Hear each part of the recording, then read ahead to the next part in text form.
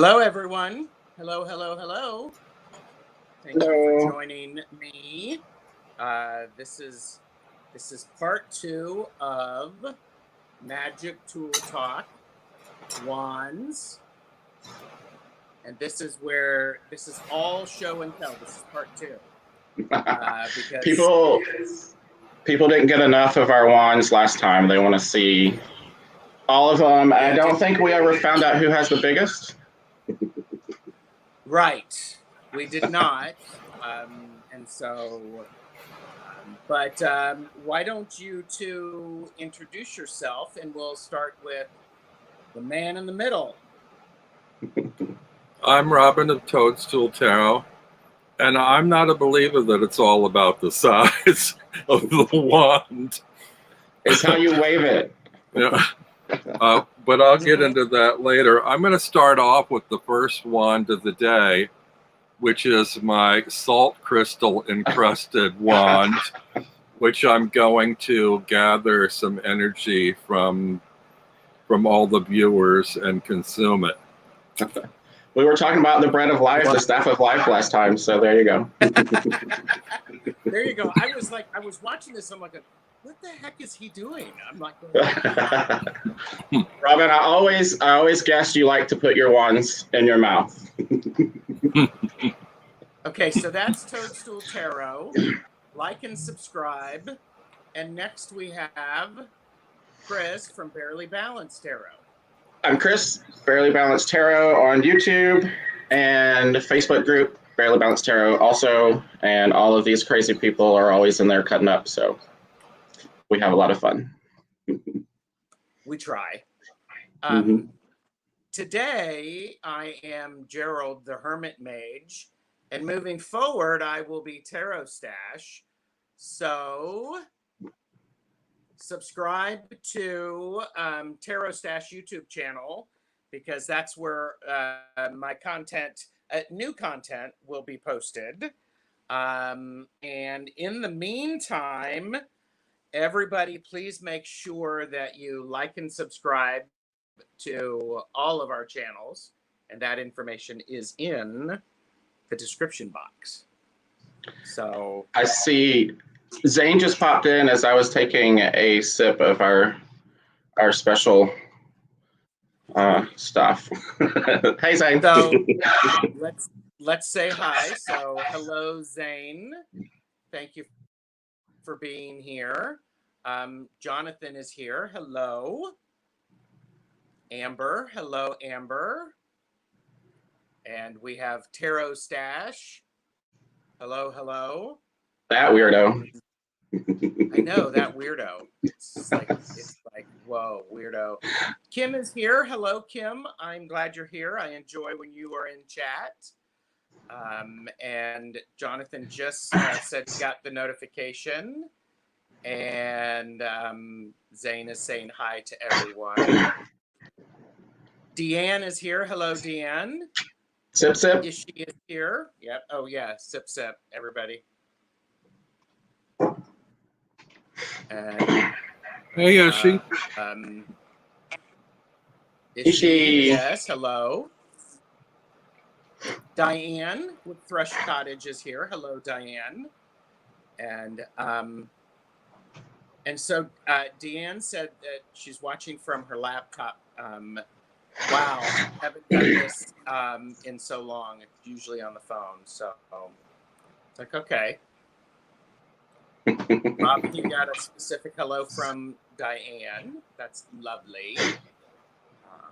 Okay, so Is Tarot Sachet a wand user? Tarot Sachet is a wand user. I have been given her permission to actually display the wand, but she is not available. She's having her nails done today. Okay. So, Have I never seen Tarot Sachet? really? I don't think so. Really? I don't think so. I told you. Do you actually watch my channel, Chris? I mean, come on. let's call you out. I just get on here and have fun. I don't know. I'm like, oh my goodness. But Well, you've had Naomi is- 2 channels. I'm gonna move on so that we don't make you feel bad. Naomi, Hi, is- Naomi. I've got homework. I've got homework before the next Tool Talk. if Maybe- you survive this one, Would Tarot Sachet come on to Tool Talk? I don't know, but Zane says that you're busted. So, It's because Chris has been out in the pool. He doesn't Yeah. watch the I'm tube working on my out there. tan. Gotta get. Debbie is here. Aquarius How. Hello, Debbie. Tony is here. Hello, Tony. Jonathan is like, really, Chris? Well, he's not Hey, like y'all- us. He's You not see like how some- often I post videos. So imagine how many I've got to catch up on watching. Yeah. It's like Netflix. It's like Netflix. All I do is get on there and add things to my watch list, and I'll never get through them. Okay. Oh, look. Regina Tarot is here. Hello, Regina. Regina. Okay. So, thank you, everybody, for joining us. This is Magic Tool Talk.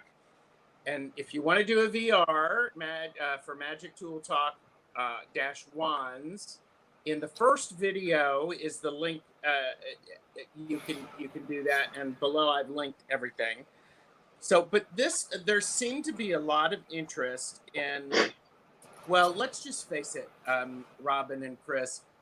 We essentially had a lot more wands than we had time for, right?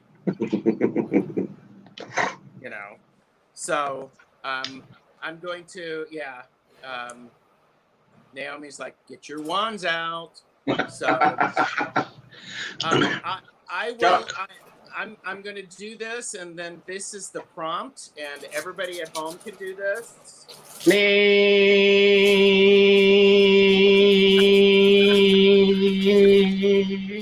Hey, come on! Can't do it. I can't do it.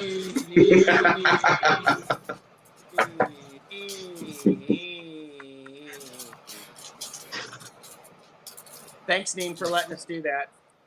That makes, that totally makes me happy every time I do that. And, Neem is the one who named Tarot Stash. So, see, everybody is doing it in chat, so this is lovely. So, all right. So, did I miss anybody popping in? Yes, get your wands out. Okay, so we thought we would do a quick review of last time. And last time we asked 7 questions, and we talked about what is a staff or a wand, or a wand or a staff. And the second one was, what is the general purpose of a wand or a staff? Would either of you like to give the 2-sentence answer to that? I'll just say a wand is a focus of intention and leave it at that. And I will add to that focus of intention can be pretty much anything. Yeah. So It's a long pointy thing that's an extension of your body to focus, direct, raise whatever you're doing with the energy. So, yeah. yes. And there was some really good discussion last time in the chat. I think it was Sadhana who may have posted it. For us not to confuse the tool as the energy, but the tool is a means to harness the energy. They're two I think different she things. said something like the energy of the tool versus the wheel, like the wielder of the something like that. And that was because Robin had talked about specific metals and specific materials. Yes, very true. Very true. And, so there's a little bit of both going on. If you need a specific material for wand purposes, then seek that out. But Robin, I loved your example with the plastic straw. The plastic straw works just like any sort of wand. Do you want to talk? Do you remember?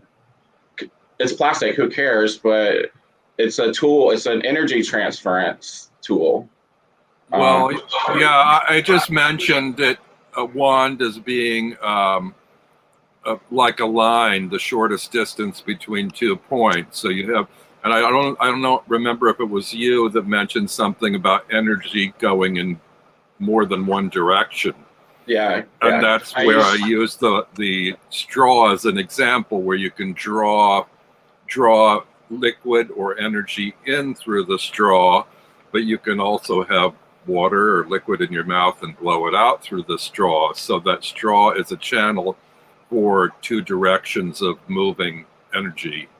Yeah, and when you said that, because I often am trying to tell people why I use polarity in wands that I make or buy or have made, and why traditional wand making instructions will have some kind of polarity in the instructions for the wand.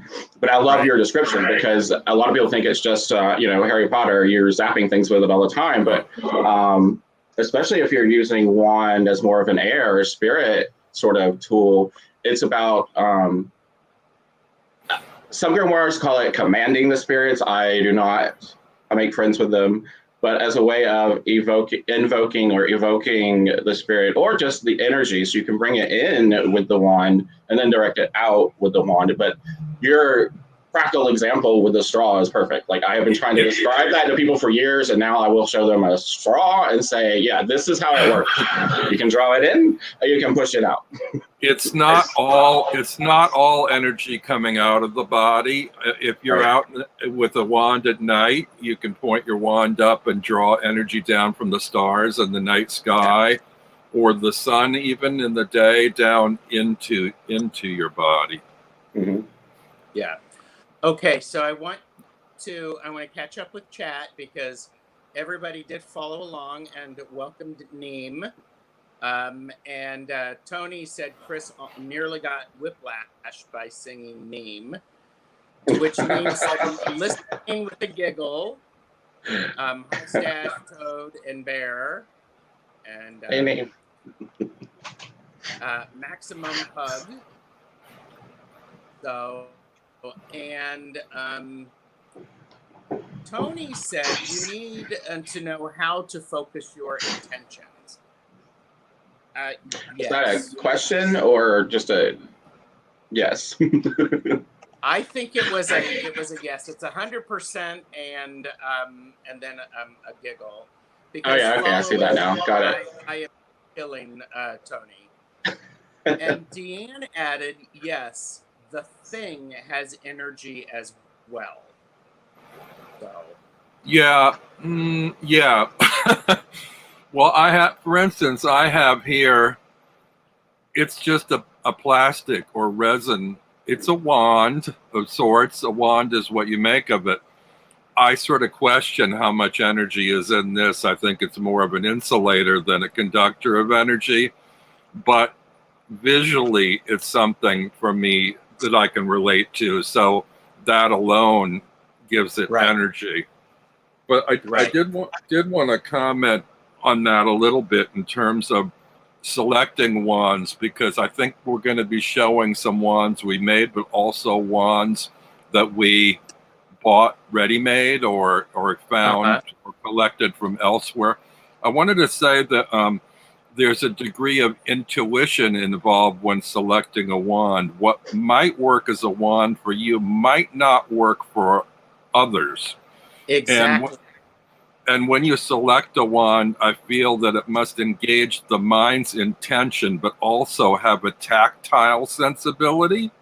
It needs to have the right feel for the right job, particularly with regard to length and weight. As an extension of the body, some wands are better for grand gestures, larger wands. Others are better for precision work, smaller wands. I don't have a lot of space in my apartment, and I do a lot of my work indoors, so I tend to work a lot with smaller wands. Outdoors, I tend to work more with larger wands. That's all I'm going to say about that. No, I think that's really important because, you know, it is one of the things that I enjoyed about movies about a wizard. Going into, I believe it was Ollivander's, to you pick the wand, but the wand also picks you, and so I think there is an exchange. Tony followed up what she said with the tongue shoved firmly in the cheek. You know, I think that is when you're using your wand, you know, you got your tongue out. So Kim Moon Whisper said generates energy where you point. Yes. And Ishi is mostly listening using crayons as a creative wand at the moment. And there is Jamie, Jaime. Hello, Jamie. We are not talking about tarot today, and and okay. Oh, agreed. I think anything can be used, but if I'm using birch and copper and whatever else, that's a different added energy.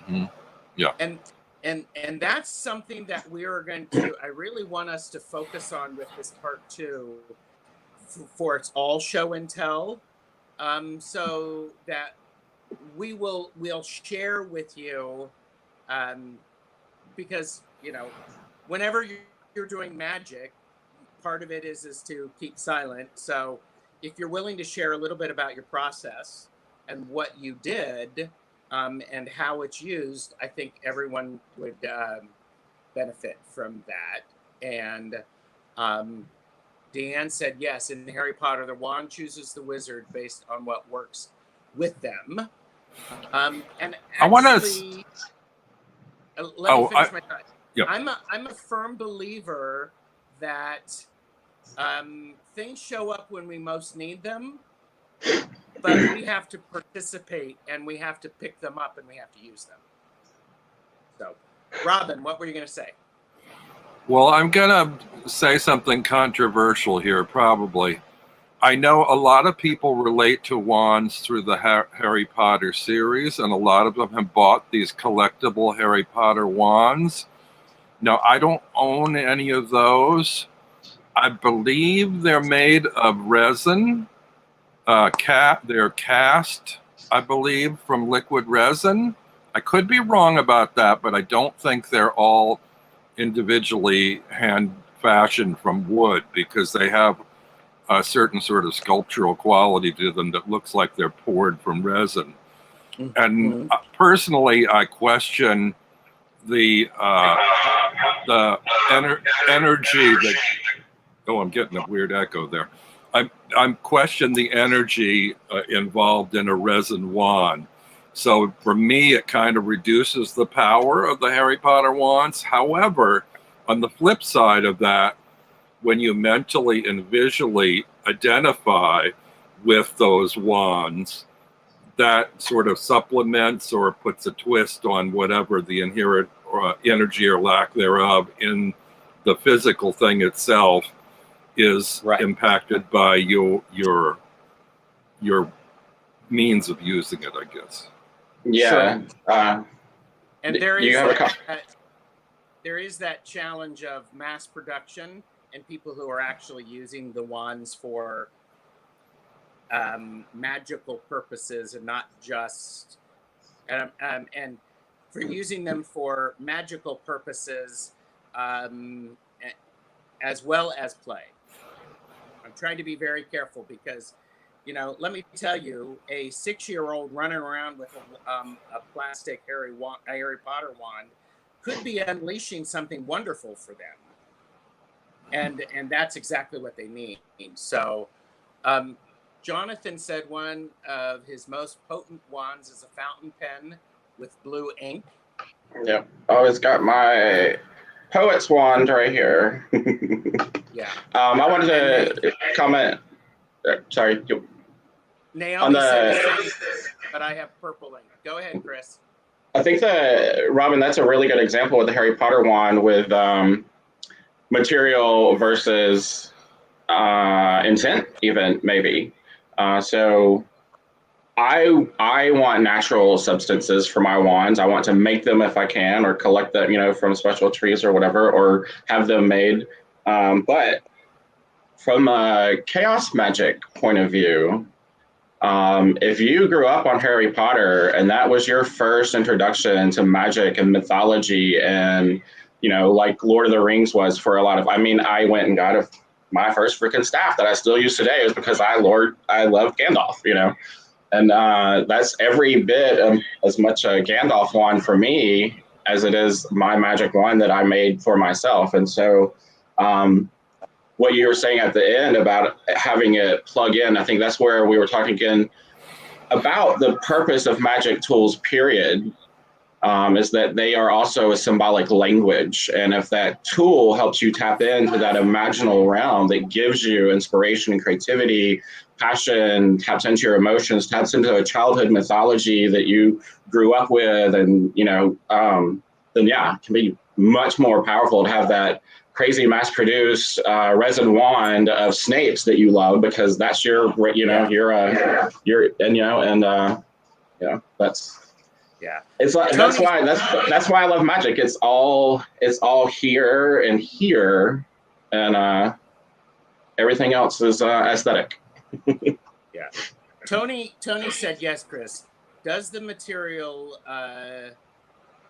irregardless infuse the potency, intent and power? For me, the question is it can, and if you need it to. Yeah.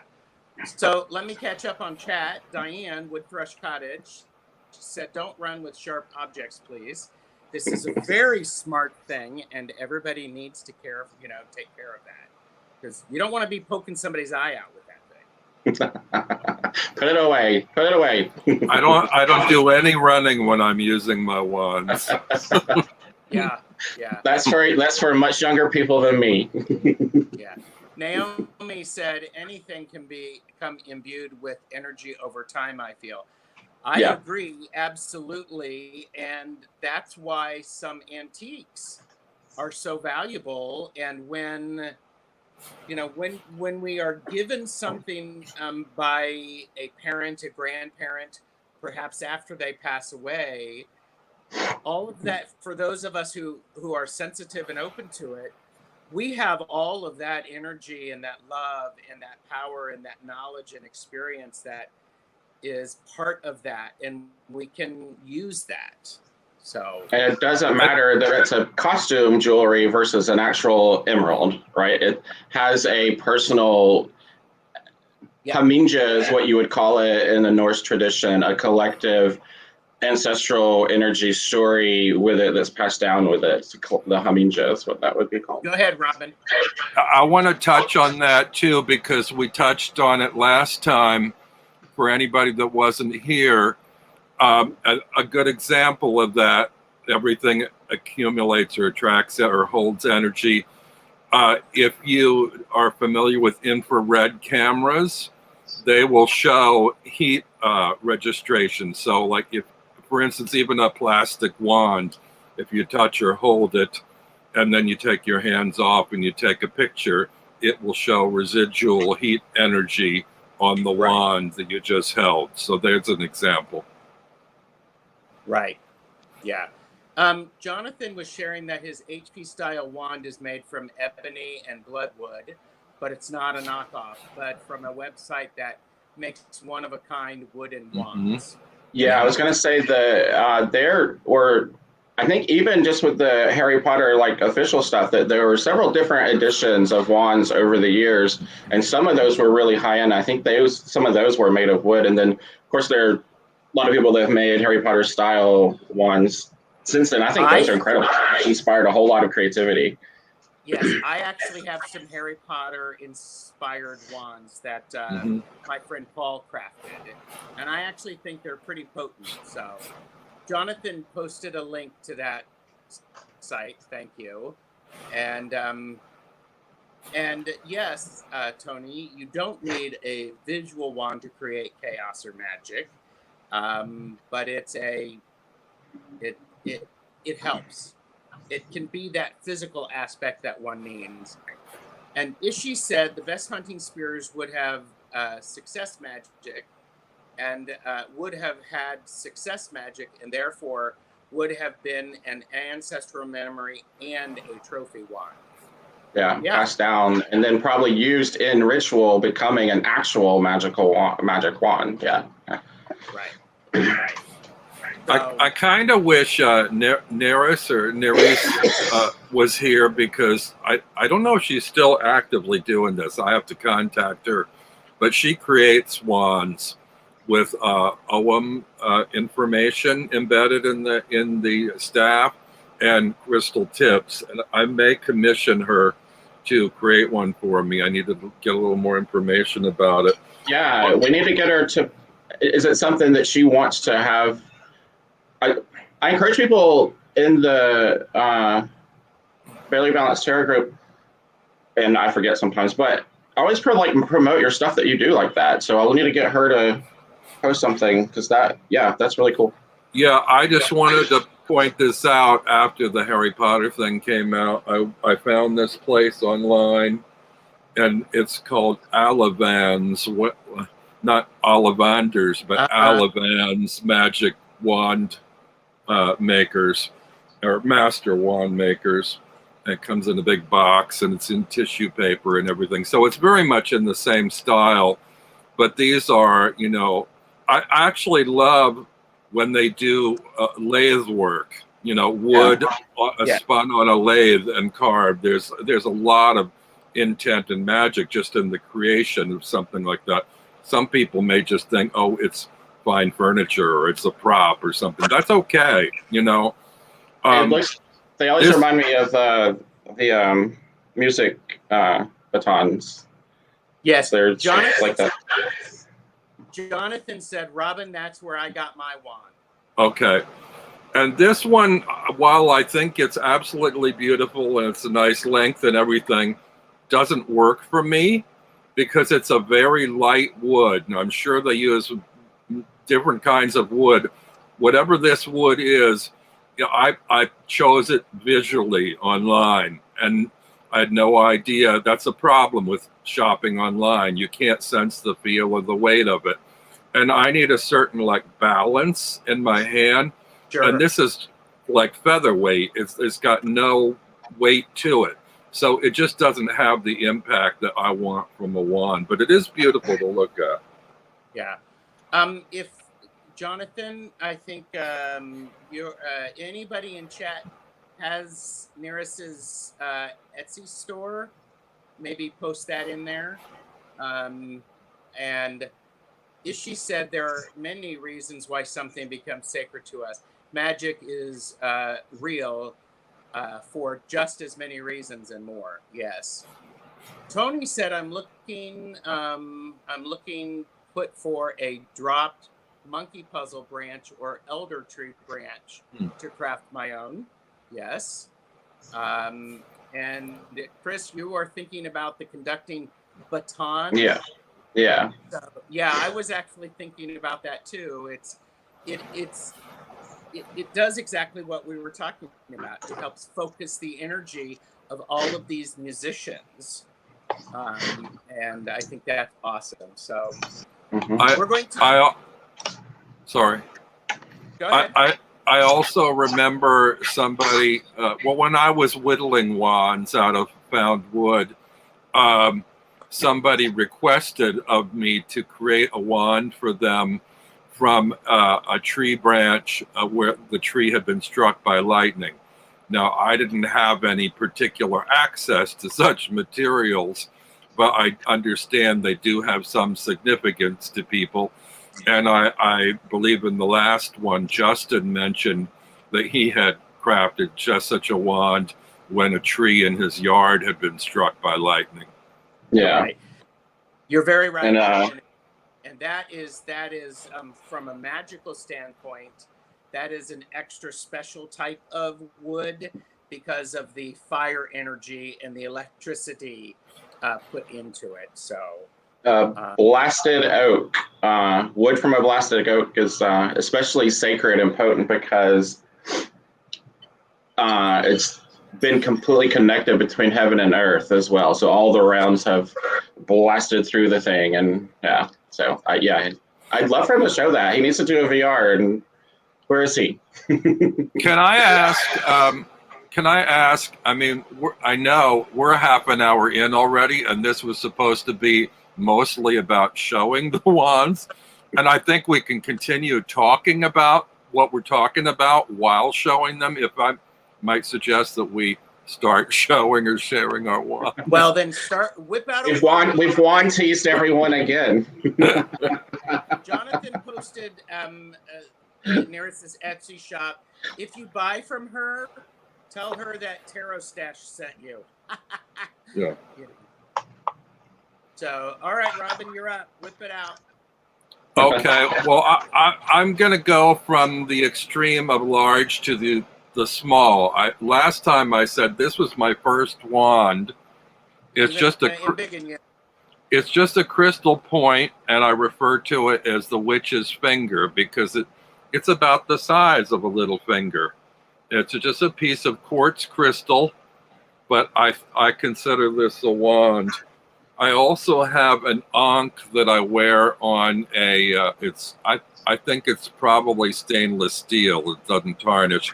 I just wear this on a cord around my neck, but I also consider this both the key of life and a wand. So, I mean, it's very tiny, but I use that as a wand. I've got a couple of things here that I had bought from the Lion Brand Yarn Shop, which no longer exists. These were pins, wooden pins designed for, sticking through a shawl to hold it closed. Yeah.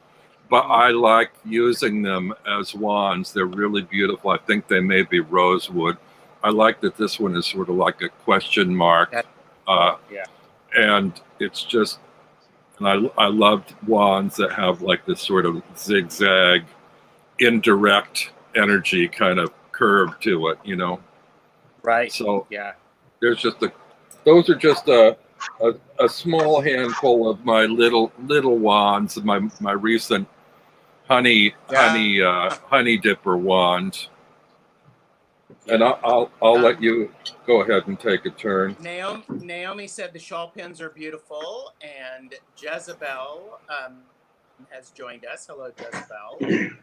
So, Chris, whip it out. Show us your wand and talk a little bit about it. I'm gonna talk about my first one again. You got embigamy again. I love it. I want to show it off. Everybody needs to love it.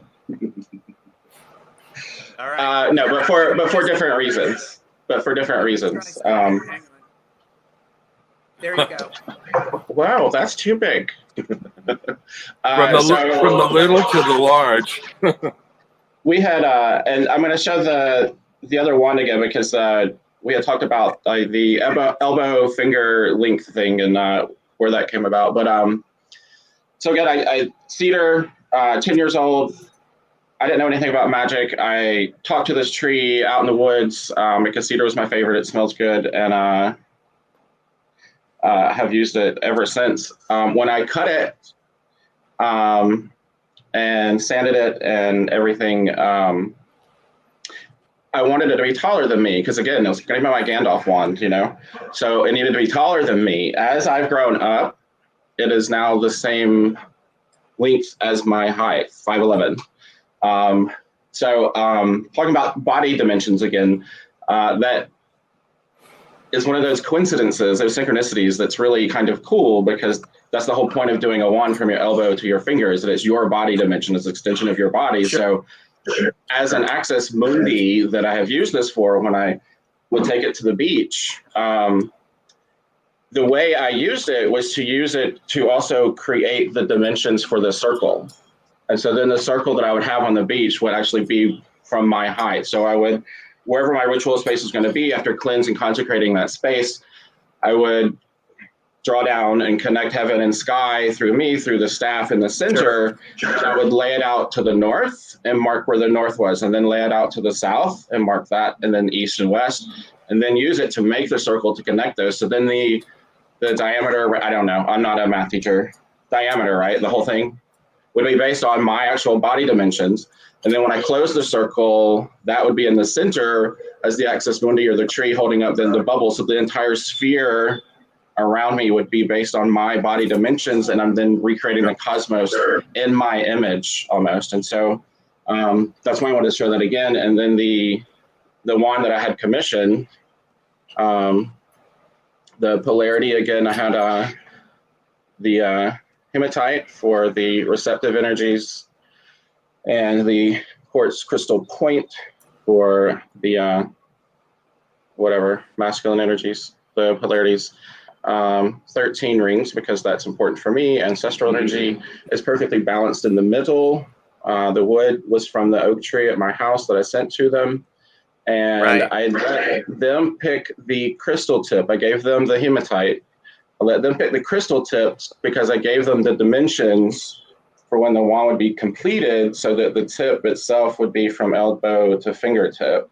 Again, your body dimensions. So it's perfectly balanced. It's got the polarity, got the metal with the copper. So I'll just start with those two, and then we can go from there. But the question about why you would do that, body dimensions. Your own body is sacred geometry, and I love that I grew into my staff. Maybe if I had made it 6'1", I'd be 6'1" now. I don't know.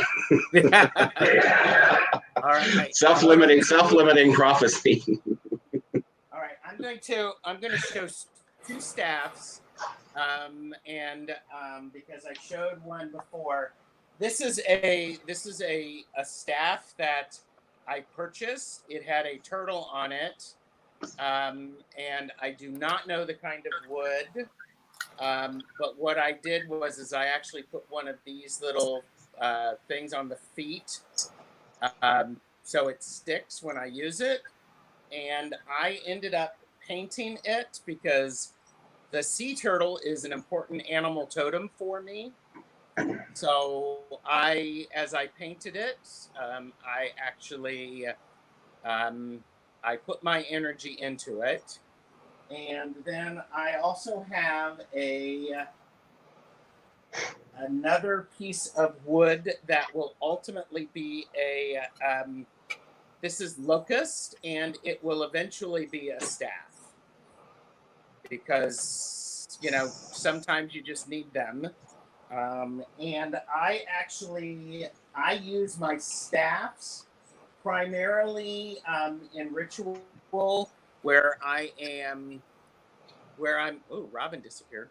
I use staffs where I do the they're for protection, and then I also keep them next to my door, so it guards the doors.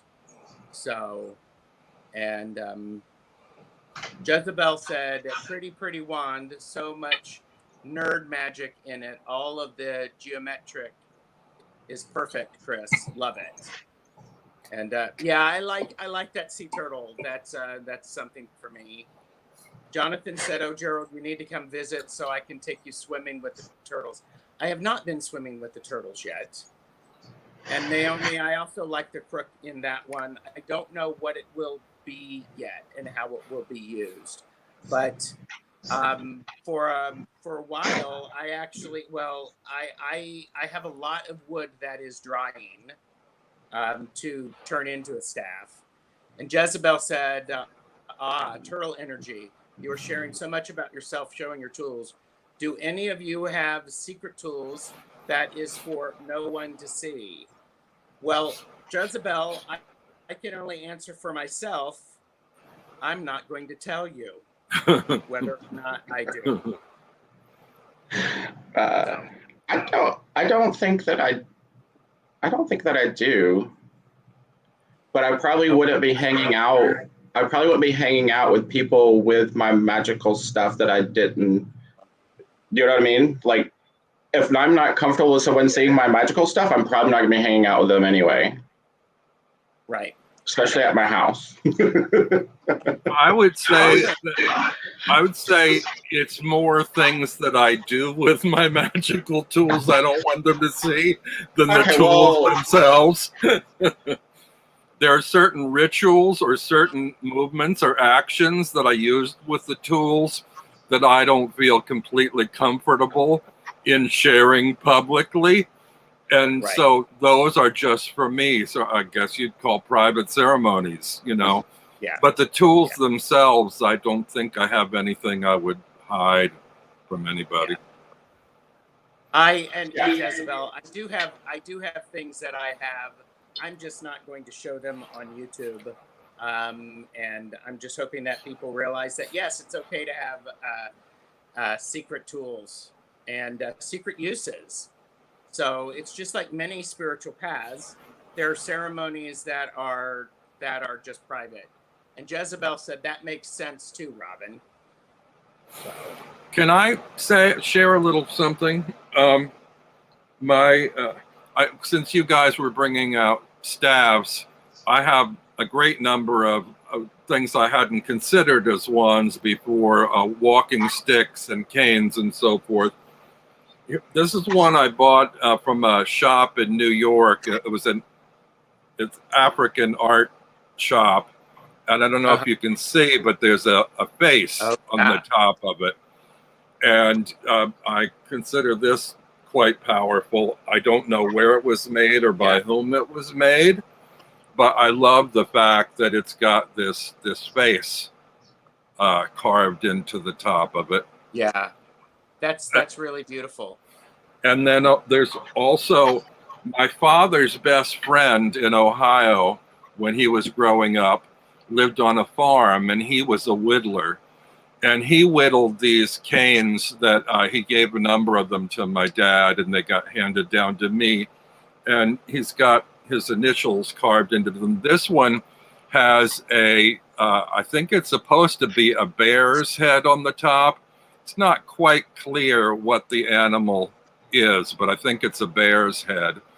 And he referred to these as cattle prods because he used them, I guess, when he'd walk around the property to just kind of like, you know, encourage the cows to move in a particular direction, you know. But I, you know, consider this a staff or a wand or a cane, but I really love that it's hand fashioned by my dad's best friend growing up in childhood. The other one I can't find at the moment because I didn't even think we were going to bring this aspect in. But I have a small cane, or I should say walking stick, that was owned by my great-grandfather who worked on the B&O Railroad. He was he was an engineer on the train, and he would walk between the steam engine from car to car, checking out, you know, the brakes and the wheels and the whole system, and he'd kind of use it as a pointer and, you know, just like inspecting the train as he'd go along. Right. And that one is quite beautiful. It's got these Asian figures circling almost in a parade around the whole length of the staff. And if we ever do another one of these and I can find it, I'll share it. But for me in particular, what's valuable about that is the generational spirit connection, that it belonged not to my father or my mother. It was my mother's father's father's wand, or I shouldn't say wand, walking stick, but it was handed down through, you know, 3 generations there. And so that alone gives it a sort of a presence or a power, or connects our generational spirits through some sort of lineage. I think that's beautiful. And I want to catch up on chat. Jonathan said, I have a tool my mom got me from a witch doctor in Cuba that he didn't want to sell to her. That one is just for me. Naomi said, I have a tall African statue like that. And Tony said, it's like an alien face, Robin. So, and thank you, Tony. And Diane said that that's very powerful, Robin. It is very powerful, that generational connection. So, all right, we are 45 minutes in, so let's just start showing some wands. You got one, Chris? Yeah, actually, I have a lot more canes and staves and wands, but I did want to show this one again for ritual purposes for folks. Actually, let me show you a traditional stang, because that's what that was for. You can use a staff as like a traveling altar, and a stang is what that's called when you use it that way. And it'll usually have antlers or 2 antlers on the top, a great image for, you know, the horned lord and that sort of thing. But I have 2 of those. I've got it various places. Nice. So that's, when you say a stang, that's what usually people would think of. And you can carry that with you and stick it in the ground, pour some water around it as an offering. You can dress it with a cloth. You can pour offerings directly onto it to go into the ground. It's literally a traveling altar, or summon a spirit into it, or the horned lord. Like, it's, you know, very versatile.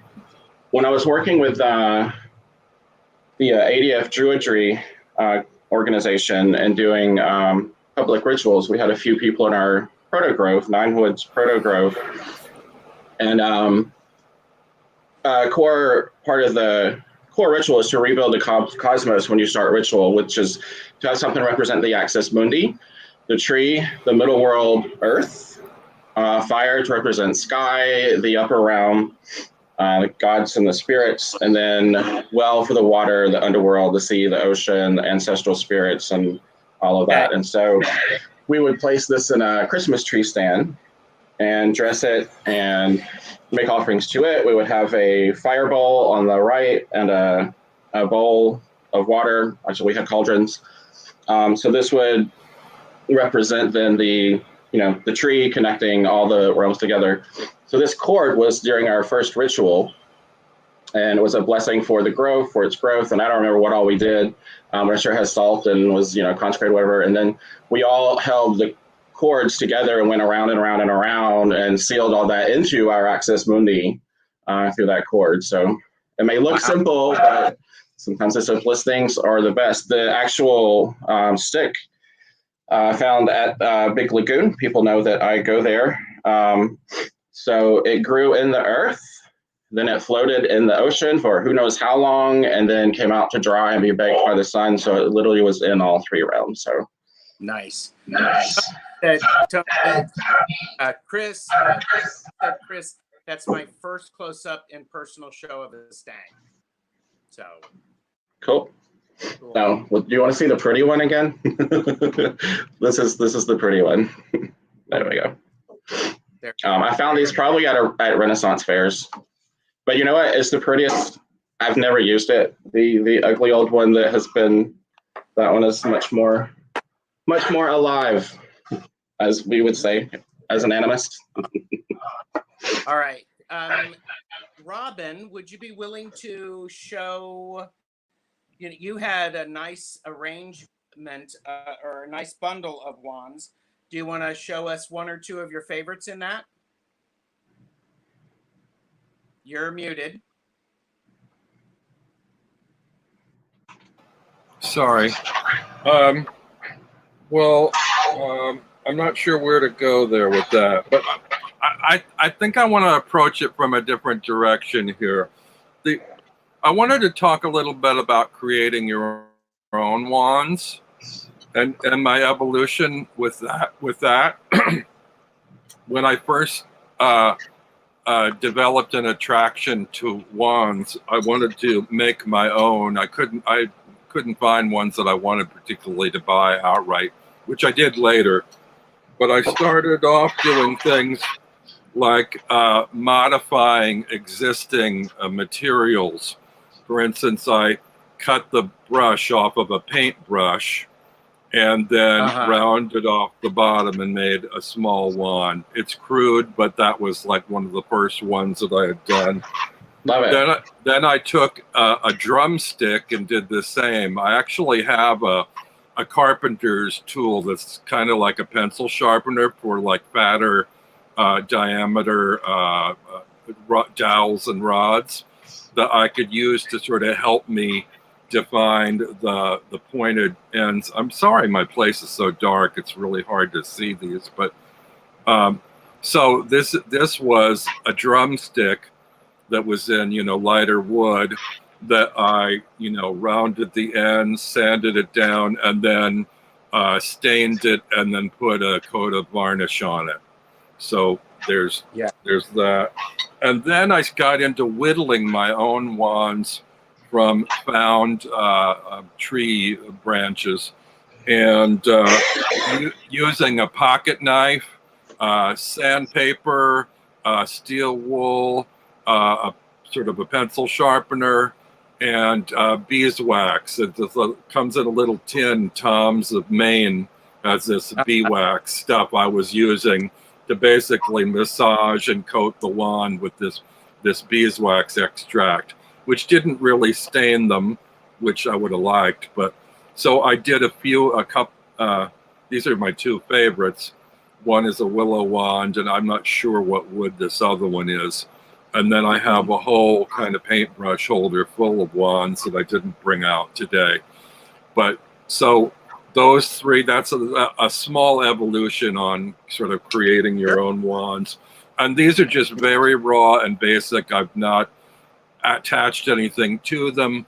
Although the more research I'm doing now, I'm very intrigued by adding things like copper wire, and metals and crystals. Particularly interested at the moment in orgone energy and orgonite wands and so forth. So I may do something where I start adding spiral copper to work with spiral energies on the wands. I think that's awesome. And Lisa Porium, hello. Chris, this is about yours. The wind would have dried it as well, so you have all the elements. Yeah. And Jonathan said, I'm going to have to try and get a VR to this one. Which, there you go. Hashtag magic tool talk -wands. Jonathan also sees the Ace of Wands as a paintbrush. Naomi says, I have 3 like that, but just plain, no wood dye. And Diane said, thank you for the DIY tips, Robin. They're lovely examples. I am going to put myself here in the middle because I want to show some wands that Paul, a friend of mine's father, actually made, and they are Harry Potter inspired. And Robin, to your point, this was the first wand of his that I bought.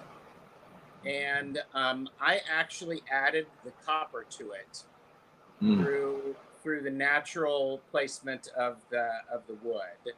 So beautiful. I added to that. And this one, there's a little H there because there's a hawk feather inside of that. And this is absolutely, you know, I love that. You know, Paul was the gentleman who actually made the wand that I have that has all 5 elements to it. This is does he make wands for people? Does he have a shop or something? He has stuff available at Starbrick Gallery in Nelsonville, Ohio. He does not have a separate site. Okay. And this is one that he had made, and so there's an antler here. You can see the bottom of it. I mean, he's well, you know, he's amazing. And this actually has a crow feather in it. Amazing work. Yeah. And this one I love as well. So this has an antler. I cannot tell. I cannot see what. I can't tell what is inside of it. And I Are those hollowed out somehow in order to put something inside? I don't understand the construction. Yes, that's exactly what he does. He hollows them out. He puts them in. So, and Lisa Porium reminds me that he does not do special orders. So, he I don't think makes knives, but I mean these are absolutely gorgeous. I just love them, and there's beautiful weight to them. So, and I actually have these in a little bag that I made so that I can actually roll them up. So, um, so the handles are what? Are the handles special order anyhow? So, does anybody have an example of a wand that is not wood?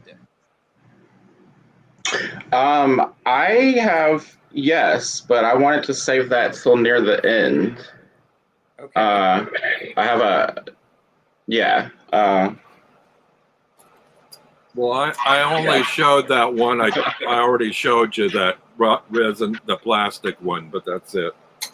Yeah. Oh, and the little crystal. Yeah. Okay. Naomi said, I would love an antler wand. I think I will ask my hubby to turn one and find a nice piece of antler. Yeah. I have a sort of a bone wand. I'll embiggen you. There we go. Whoops. There you go. There we go. I work with trickster energy a whole lot, usually through Fox. In fact, I have that's one of the things to show here. I don't know if you can see on my altar right now behind me is a Fox statue that my best friend painted for me. That I had the statue, but I had him paint it specifically to look like the fox spirit that used to come that came to me a long, long time ago. Since learned his name was Renardine, and there's a whole Fox French history of Renardine that Disney modeled Robin Hood after. But that same friend, we were out not too long ago to a place we call the Devil's Playground, out where we grew up. It is an abandoned neighborhood. There was all new construction before the housing bubble, and so like only 3 houses ever got built, and so the whole place is just this big winding structure that's all grown up and everywhere. So nature's reclaimed it. That's what we call the Devil's Playground. But he found this is a coyote jawbone that I've cleaned. Justin Michael is here, and he asked, "Is that elk or moose?" This is coyote jawbone. This is a coyote jawbone. Okay. So he found it. The one that painted my fox statue gave this to me. I have some coyote runes that I had gotten just before that. So I've cleaned it, but it's like a little gun. Can you see? It's like a little bone gun. So it's like, perfect for. I do lots of play and ritual because that's wonderful energy for me, especially for trickster energy. Okay. So that's a non-wood wand, I guess. Okay. I am going to put myself here because I commissioned for Jeffrey a healing wand, and I had it specially made, and it is a selenite. I worked with the artist to have it created. It's selenite, and it's wrapped with copper, and it has the spirals. And the point is, I'm looking for my notes because I pulled this up. The tip is natural citrine. And then the base of the wand here is selenite. And we have yellow argonite, amazonite, Botswana agate, azulite. And so it was specifically for healing. And so that was gifted to Jeffrey. And it's actually, it's really beautiful, don't you think? Yeah. So, and Jeffrey gave me permission to show this. I once I gifted it to him, I was like, going, okay. So, and he actually keeps it in a Paul Kearns specific wand box that I put just for him. So, and okay, let's catch up in chat. So, Paul Kearns is the artist, Starbrick Gallery in Nelsonville, Ohio. He does not do special orders though, and you can contact them to see what's available. Justin Michael says he has lots of deer antlers at home. Justin, I need to talk to you. And yeah, Justin, your name came up earlier today because you were sharing last time about you made a wand out of a piece of wood that was struck by lightning. So yeah. Blasted oak. We need you to share that. Ash tree? It may have been an ash tree. I can't remember what he said. We need you to share a picture of that, Justin. Yeah. Or yeah. you could do. I need to talk to you about some horns. Magic Tool Talk Wands VR. Yeah. Justin. Yeah, I am so disappointed I haven't seen a single one yet. So you wanted us to show ours, you got to show yours. Kristen Louise is here. Hello, Kristen. Thank you, Amber. I think it's beautiful. And Roman Biscotti is here. Hello.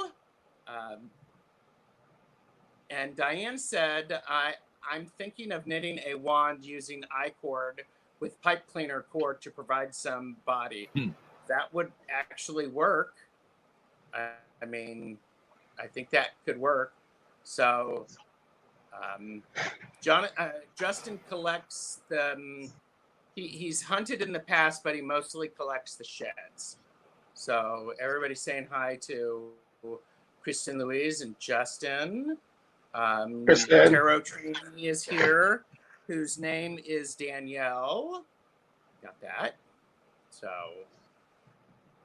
okay. And, all right. So we are just over an hour.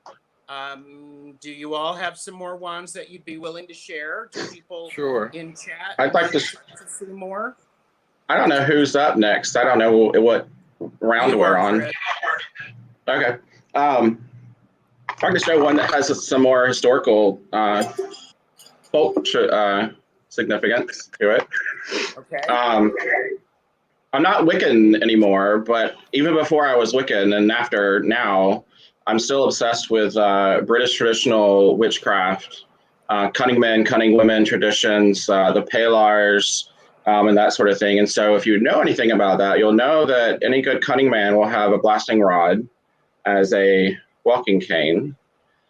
In Ireland, they're called shillelaghs, if I'm pronouncing that right. I don't know what they'd be called in Scotland, but in Ireland, you just see them as very short because they carry it around as a weapon.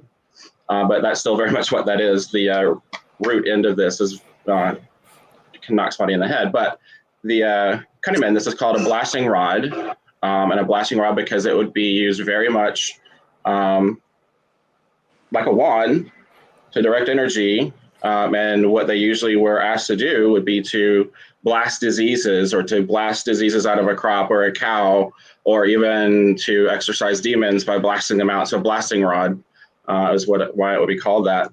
And they are still made. That's how I found this one. I think this was before eBay. So again, this was a long, long time ago. They're still made by traditional people that have passed down their techniques and their families through the years, because it's actually made from a root so it's actually like a sapling that would be, so it would be growing this way out of the ground.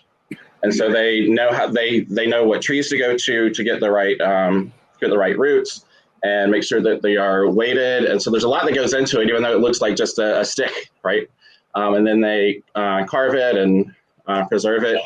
And you send them the length. And again, just like the wand and my staff, the traditional length for a blasting rod would be from your hip to your foot, your body dimensions again. But that's actually just a good rule of thumb for a walking cane, period, because when you're standing on it, you need that at your hip. You don't need it too far up or too far down, because then you'll be leaning or standing up. But again, it works with your own body dimensions. And so this one is made from apple wood.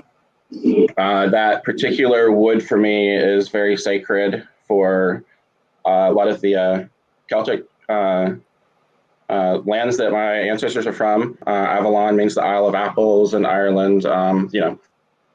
The other world is the land of apples. Oh, And then made to my dimension. So I don't know. I like the old traditions, and this has folklore Haminja with it, but then it's my dimensions, and it was made by a traditional family. So yeah, it's a very special one. Came from yeah, apple tree that grew in my sacred ancestral land at some point too. So yeah, that goes back to what Robin was saying. He has his grandfather's staff walking stick. So it's pretty amazing. Yeah, and I wish the story I was telling. Is that applewood or blackthorn? That one is applewood. There are some a few traditional woods, but blackthorn. I was like, blackthorn or apple. I couldn't choose, but I chose the apple because that one had a little more significance for me. But I was telling the story about my grandpa with his walking cane and planting the seeds.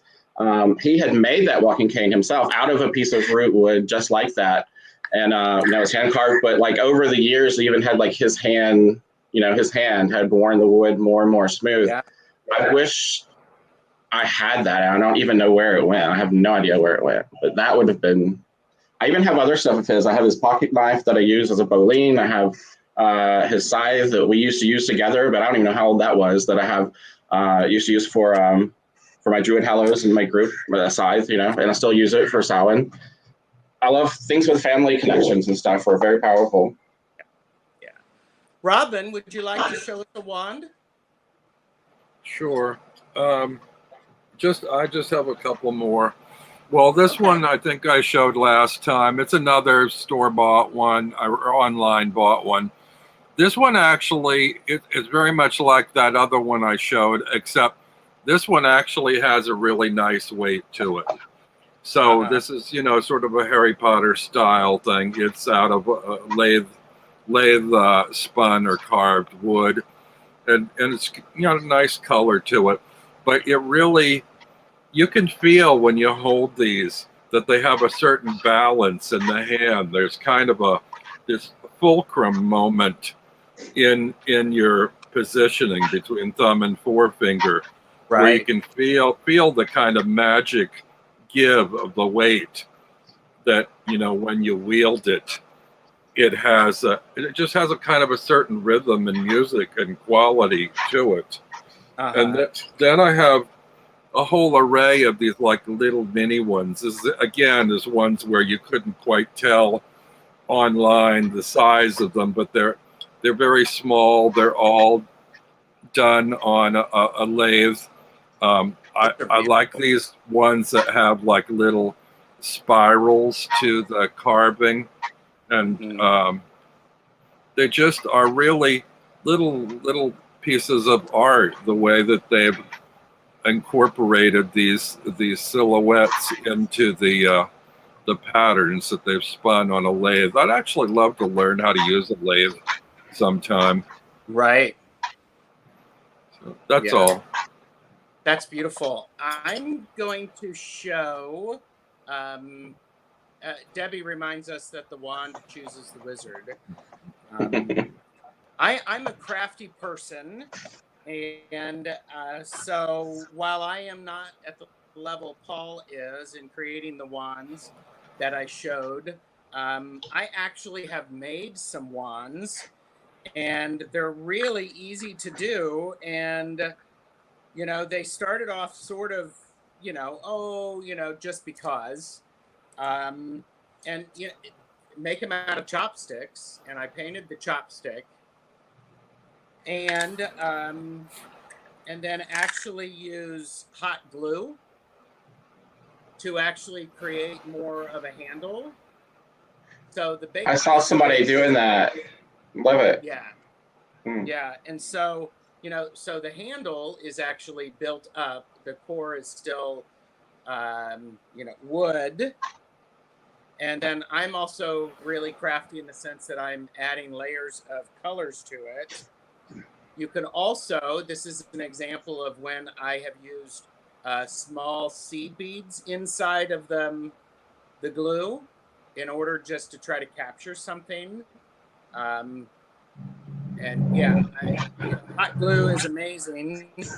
And then you can have, this just actually is just, it looks pretty from a distance. This is one that I think is a lot of fun. It's just, it looks like it has greenery around it. Love the color green. That green is beautiful. It's like green and gold and amber almost. Yeah, it's fun. And so I also have this one that I made. And, why, yes, there are magical things stored in here in the hot glue. So, and this is one that I really enjoy. It's one that it started off as a chopstick, but with layers of intention and hot glue and paint and other stuff, it looks like it is a covered wand. So, and look at Kristen's comment. when I made a wand, I did that with glue. Then my neighbor broke it trying to produce. That's why muggles aren't supposed to do magic. For their own good. And Debbie said, I have rosewood knitting needles that I would make amazing wands with a little creativity. Yes, absolutely. Yes, would. Yep. And rosewood has such a lovely depth to it. Mm-hmm. I have a couple of small Celtic rosewood harps, and they're really beautiful. That wood is just amazing. Yeah, and Jezebel is like, knitting needles are already wands. They produce awesome magic, and I think Robin said that to me. Something, it's just like going, it's like you take 2 sticks in a string and poof, a sweater, something to keep you warm. It's truly. And knit your intentions right into it. Cord magic is very ancient. They made witches shave their heads before they put them in jail, so they couldn't tie spells in their hair. I feel the same way about crochet hooks. I have a favorite rosewood crochet hook, and the idea of like drawing a loop through a loop through a loop is very ritualistic and repetitive and zen, and to create a field of fabric from a single line. I have things like that on like my eBay list and stuff, and I look for them when I go to antique stores. But some of that stuff just has such a presence to it, the antique stuff like that. But even old bobby pins and things they're gorgeous. They're decorated gorgeously, and they're long. And if you had needed to pop it in a pin for some reason, why not use a gorgeous antique one and feel really witchy about it? I would love to find an ivory or a bone crochet hook, and I've been looking through flea markets and antique shops for ages, but I haven't found anything.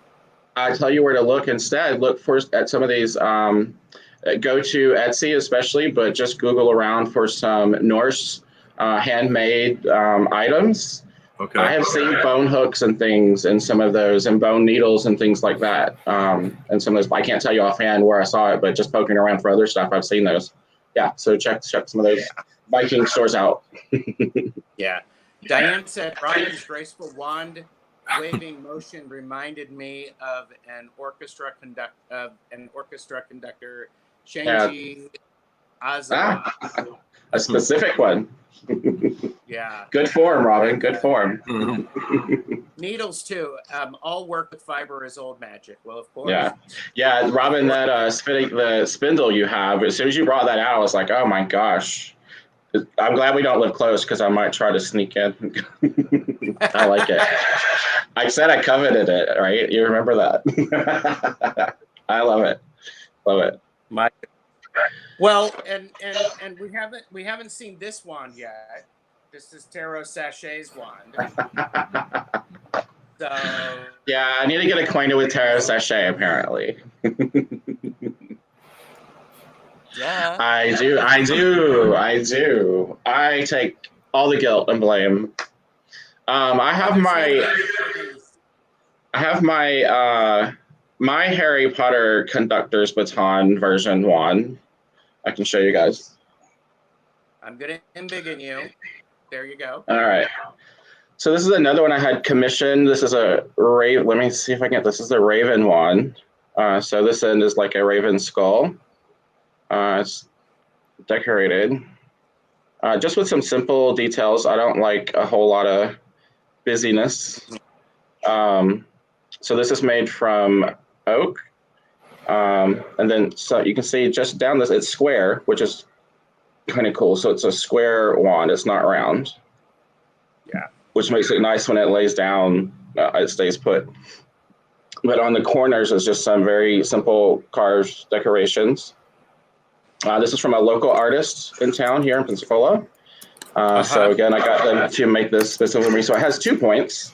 The raven's head comes to a point, very, very sharp actually, and then the other end comes to a point. And so it's, you know, my little version of the Harry Potter thing. But I had this made because I do a lot of sigil, rune, and rune binding work. And I even do a lot of casting around me, runes around me or in the air. With all the wands I have, just practically too big to wave around and do stuff with. Plus I wanted something I could do like on the paper. Like once I get done with the process of creating a sigil or a bind rune, I then take it and I decorate it and I color it or watercolor or whatever. And when I get done, I wanted to go over it, especially, and just like pour some energy into it. And so that's what I got this for. So this is specifically dedicated to Odin. That's why I had it be Raven sort of themed, specifically for runes, but I do it with sigils too. And so if I'm using it to activate a sigil on paper, I will use this end of it because it's pointy. It's almost like a pin. And then if I'm casting, I'll use the other end and do it, you know, that way. So that's my Raven wand. And I did not, even though it was specifically it's my rune wand, I did not want them to put any rune carvings into it because it's just a rune wand.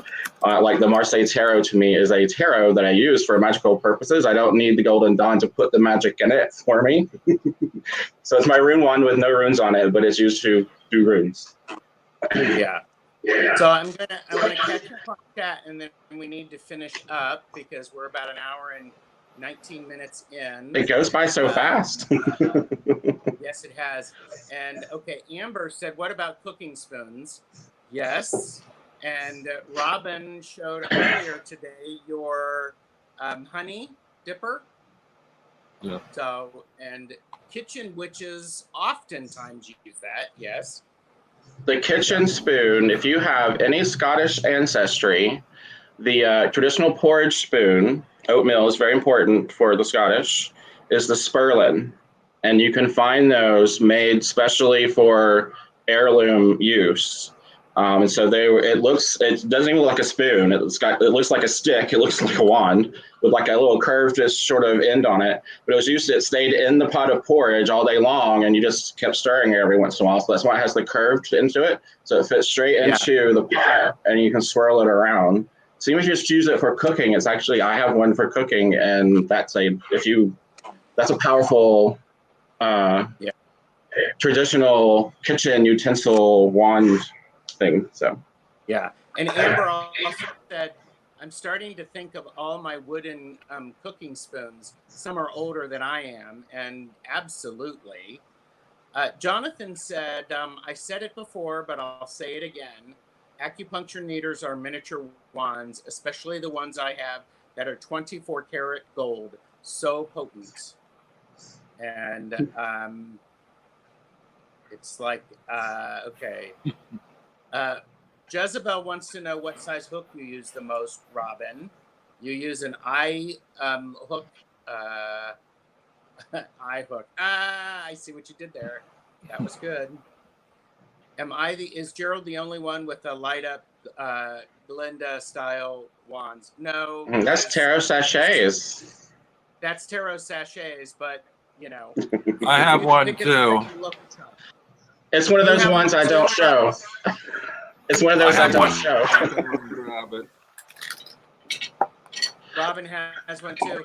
Kristen Louise shared, it just occurred to me, I have my grandfather's cane. I could use that. Yes. Yes. You could. Especially if Did you watch the first one with my grandpa's story? I don't know if you saw that one. Yes. Very much. Yeah.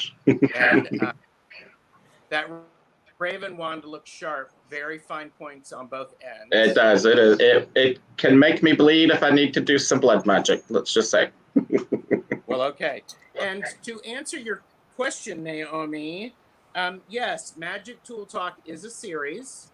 So there will be more. Oh, look, and he's there with it. Do you have the sparkle, the snowflake? I don't have the snowflake, just a globe and a lightsaber. And Nice. But when I went to look for this, I found my great grandfather's walking stick. Joe, So you're not going to be able to see it, but this is probably more than a century old, and it's got. Seeing my camera is terrible, but it's very dark. But it does have little figures carved in it that are going around the staff. You can't see, but it's like Chinese figures carved into it. And he used this when he was on the railroad inspecting the cars. So this was my great grandpa Shaw, his walking stick. That's beautiful. that is a very sharp looking walking stick. I love the thinness of it. It's got a very nice elegance to it. That is beautiful. I love it. Yeah. Diane I was said, saying, sounds like you've got some magical kitchen witchery there. Yes. And Roman Biscotti said real oatmeal should be thick enough to stand on. absolutely. That's why you need a spurlin in it so you can stir the thing. Yeah. And Amber is saying, ooh, I do research. So, Gerald, I was going to show you my trick. Yes. Yeah. The Naomi was wooden cooking spoons would have awesome intention magic in them. Yes, especially as you use the same one all of the time. So would you like me to make you big, Chris? Yeah, but kitchen magic. Everybody needs to read or watch Like Water for Chocolate if you are into kitchen magic. Oh, yeah. I was going to say, I never had, you guys were showing your trick wands lighting up and stuff. I never did sparkles, but my trick wand is a little more deadly. It's got a blade stuck inside it. And the cane itself is made out of like steel. It's very heavy, so you don't even need the blade to come out for this. I guess you have two weapons. There we go. I guess. So I don't do sparkles, but I still have trick canes. With it, with a deer head on it. That's cool. A lot of people are appreciating that carved one from your grandfather, Robin. Yeah, that is beautiful. Beautiful, Robin.